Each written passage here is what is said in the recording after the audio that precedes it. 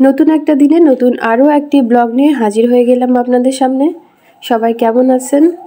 আসসালামু আলাইকুম। আমার নতুন ব্লগে আপনাদের সকলকে স্বাগত জানাই।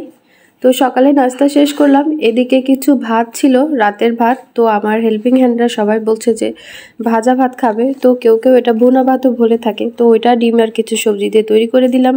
তো এরপর আমি চলে গেছি দুপুরের রান্না করতে। দুপুরের রান্নার জন্য আমি কিছু করলা কেটে নিয়েছি আর আলু, যেখানে আলুর পরিমাণই বেশি আর করলা একটু কম, কারণ করলা তিতা, যার জন্য আমরা সবাই একটু কম পছন্দ করি। তো এর সাথে কাঁচা মরিচ ফালি করে দিয়েছি আর দিয়েছি হচ্ছে কয়েকটা রসুন, একটু জিরা আর সামান্য হলুদ লবণ।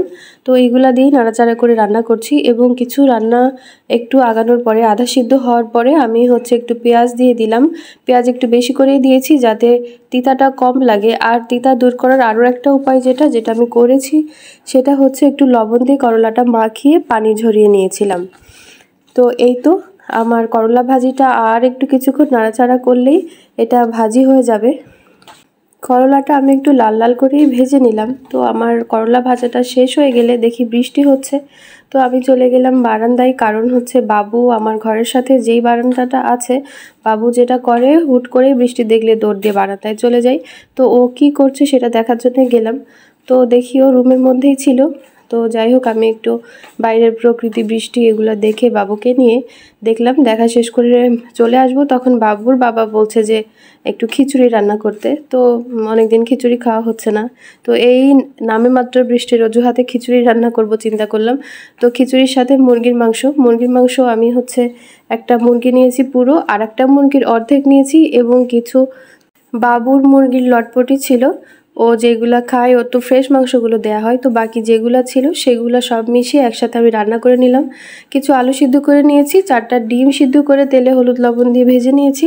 নিয়ে যেই মশলাটা রেডি করলাম, তো ওই মশলাটাই আমি একটু ভালো মতো কষিয়ে নিয়ে, আর আগে থেকে মাংসগুলো ভালো করে ধুয়ে রেখেছিলাম ভিনেগার পানি দিয়ে, তো সেটাই আমি রান্না শুরু করে দিলাম। তো রান্নাটা ভালো করে কষিয়ে নিতে হবে, যেহেতু হচ্ছে লটপটি এর মধ্যে আছে মুরগির এই গিলা কলিজা বা এই ছোটোখাটো যে অংশগুলা, ওগুলো রান্না করতে গেলে একটু বেশি মশলা যেমন লাগে, সেই সাথে কষানোটাও একটু বেশি না হলে কিন্তু মাংসের মধ্যে একটা আলাদা যে গন্ধ, সেটা কিন্তু অনেক অংশে রয়েই যায়। তো যাই হোক, আমি ভালো করে একবার কষিয়ে নিলাম, দেওয়ার পরে আবার একটু কিছুক্ষণ কষে নেওয়ার পরে যখন তেলগুলো উপরে উঠে এসেছে সে পর্যায়ে আমি একটু পানি দিয়ে দিলাম এবং পানি দিয়ে কিছুক্ষণ নাড়াচাড়া করে নেওয়ার পরে আমার আগে থেকে হলুদ লবণ দিয়ে সিদ্ধ করা আলুটা দিয়ে দিলাম। যেহেতু মাংসটা মোটামুটি সিদ্ধ হয়ে এসেছে, তো এ পর্যায়ে আলুটা মিশিয়ে দিয়ে আমি যে পানিটা, এক্সট্রা পানি যেটা ছিল সেটা আমি শুকিয়ে নিলাম এবং শুকিয়ে নেওয়ার পরে ডিম দিলাম। যে 4টা ডিম আমি হলুদ লবণ দিয়ে আগে থেকে তেলে ভেজে রেখেছিলাম, তো সেটা দিয়েই ভালো করে কিছুক্ষণ নাড়াচাড়া করে ডিমের মধ্যে মশলাটা ঢোকানোর জন্য নাড়াচাড়া করে কিছুক্ষণ রেখে দিলাম।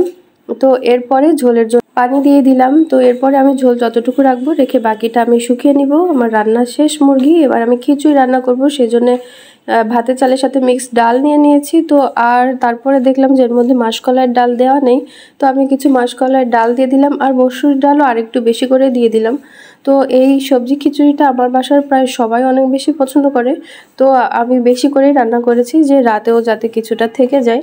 তো যাই হোক, এর সাথে হলুদ, কাঁচামরিচ, জিরা আর সেই সাথে সরিষার তেল, লবণ, রসুন, পেঁয়াজ, কাঁচামরিচ এই সব কিছু দিয়ে দিলাম আর দিয়ে ভালো মতো মাখিয়ে নিয়ে আমি এটা একটু পানি দিয়ে বসিয়ে দিলাম হচ্ছে চুলাতে। এবং কিছুক্ষণ বলক উঠে আসার পরে আমি হচ্ছে গোটা মশলাগুলো দিয়ে দিলাম। এর মধ্যে তেজপাতা, দারচিনি, এলাচ, লবঙ্গ এই সব কিছুই ছিল। তো এই কিছুক্ষণ পরেই রান্নাটা হয়ে গেছে। তো আমি একটু নাড়াচাড়া করে আরও কিছুক্ষণ দমে রেখে দিলাম খিচুড়িটা। তো এই তো আমার খিচুড়ি রান্নাও শেষ। আর বিকালের জন্য নুডলস আর চা ছিল। এই তো আজকের মতো এখানেই বিদায় নিচ্ছি। আপনারা সবাই ভালো থাকবেন। আল্লাহ হাফেজ।